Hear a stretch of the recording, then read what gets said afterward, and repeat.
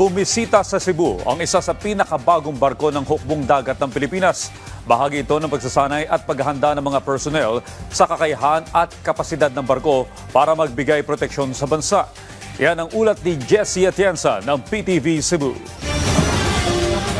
Kasing init ng panahon ang naging pagtanggap ng mga lokal na opisyal ng Cebu City at ng Naval Forces Central sa mga personnel ng Philippine Navy na lula ng isa sa pinakabagong barko ng hukbong dagat na gawa mula sa bansang South Korea.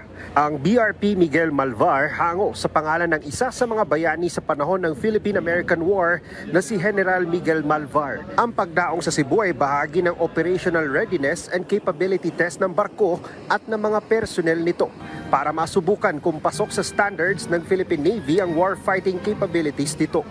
So we definitely have to test all the systems and also train our personnel on the different systems aboard ship. Definitely any nation, any like-minded nation have a robust navy in order to protect our territorial integrity. Much more the Philippines is an archipelagic nation. The more that we should have more ships patrolling our territory. Ang BRP Miguel Malvar ay may habang 118 meters at may lapad na 14 meters. May iba't ibang weapon systems gaya ng 76mm Super Rapid Gun, vertical launch system at surface-to-surface missile. Ang buong barko ay ino-operate ng 105 na personnel. Capable po sir both anti-air warfare, anti-surface, and electronic warfare and anti-submarine warfare.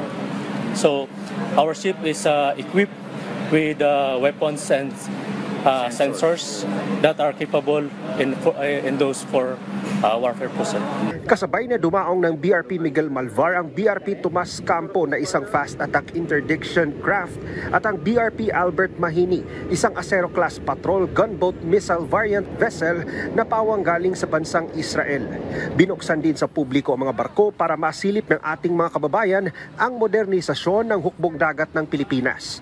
Pagpapakita lamang ito kung gaano kaseryoso at pinaghahandaan ng pamahalaan at ng AFP na ipagtanggol ang teritoryo ng bansa.